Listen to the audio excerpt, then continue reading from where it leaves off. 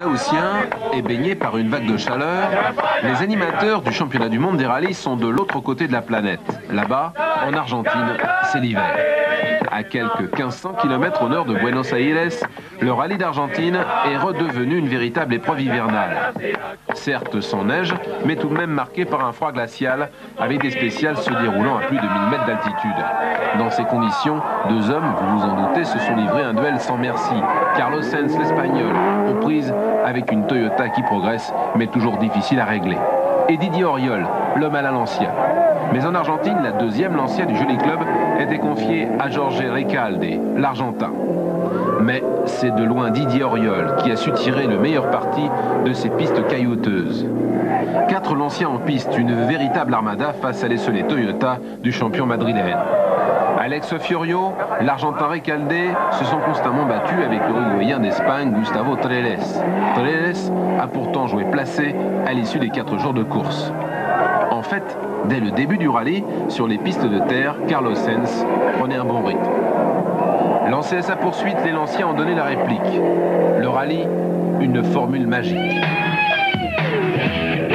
Le plus, les voitures ressemblent vraiment à celles que l'on rencontre dans la rue, avec en prime des pilotes d'exception aux commandes qui maîtrisent parfaitement leur art, la glisse. Sur l'asphalte ou la terre, les figures ne manquent pas. À l'inverse de la Formule 1, où les trajectoires sont tirées au cordeau, en rallye, on voit vraiment le travail constant du pilote. Toujours en action, on se demande même s'ils peuvent passer autrement qu'en contre-braquage. En Argentine, Carlos Sainz, en début de rallye, a prouvé les progrès de sa Toyota puisqu'il occupait la tête le temps des 3 premières spéciales. L'Argentine représentait la 8e manche du championnat du monde des conducteurs. 1890 km à parcourir et 28 spéciales, soit 585 km au programme. En fait, les concurrents n'auront parcouru que 1785 km et 23 spéciales, soit 458 km sur la terre, excusez du peu. La grande nouveauté, c'était le retour du rallye d'Argentine dans la région de Tucumán, après 11 ans d'absence. C'est ce qui a fait l'intérêt majeur de l'épreuve, avec des spéciales peu appréciées par certains pilotes, à cause de leur physionomie bizarre, très difficile à mémoriser, car très changeante, donc sélective et piégeuse. Sur le sol argentin, il aura fallu attendre la 3e étape pour que Didier Auriol se déchaîne, retrouve le sourire, la confiance en lui et en la mécanique. Avec sa Lancia, Didier a su prouver sa parfaite maîtrise de la situation, cherchant le bon moment pour attaquer. Auriol, à la différence de Sainz, ne devait pas attaquer dès le début. Le plus étonnant, c'est que Didier avait annoncé avant le départ du rallye sa tactique de course, précisant les spéciales qu'il appréciait et les autres, signalant que les 17e et 18e étaient pour lui le cap décisif. Si Carlos Sainz était devant lui dans les 2 spéciales, Didier avouait lui-même qu'il aurait du souci à se faire. En fait, Carlos Sainz se faisait prendre 1 minute 10 en seulement 4 spéciales, avec il est vrai une crevaison dans la 7e.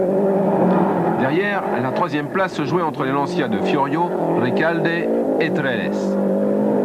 Ici, Jorge Recalde à la tâche. Puis Treles et toujours ce bruit caractéristique de la Lancia.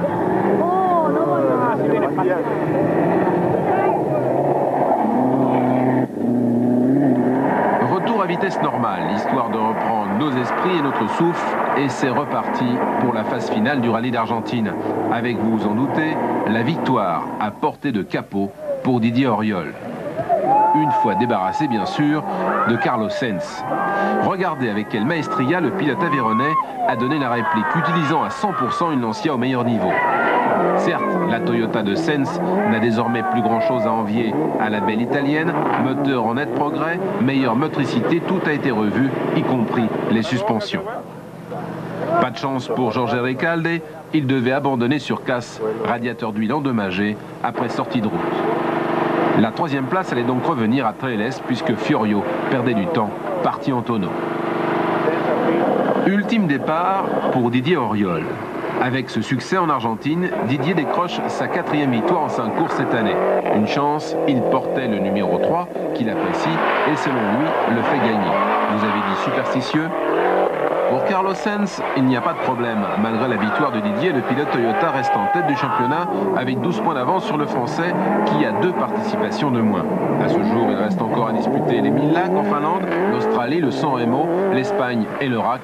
Un programme très chargé pour Auriol, mais pour le moment, ce qu'il apprécie, c'est sa victoire en Argentine, la première française depuis 11 ans.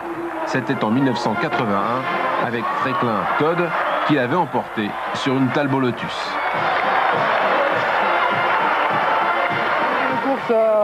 Sans problème. Et pour moi, j'ai dû attaquer un petit peu, pas toutes les spéciales, parce que Carlos a perdu 1 minute sur la crevaison. Et après, moi, j'ai dû adapter mon rythme et gérer la course. Je crois que sur l'ensemble, on peut voir ici le public, c'est quand même fantastique. Il y avait 20 imbéciles, mais il y en a dans tous les pays. Je crois que ça nous repositionne très bien pour le championnat, mais la saison est encore longue.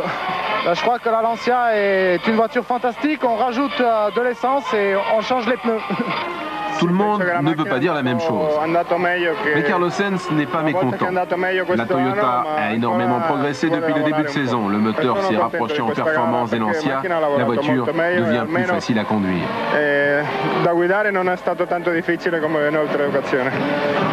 Vous pensez que c'est un résultat positif pour le championnat? Oui, bien sûr. J'ai encore marqué des points. Non lo so se faccio 1000 laghi o no, non lo so.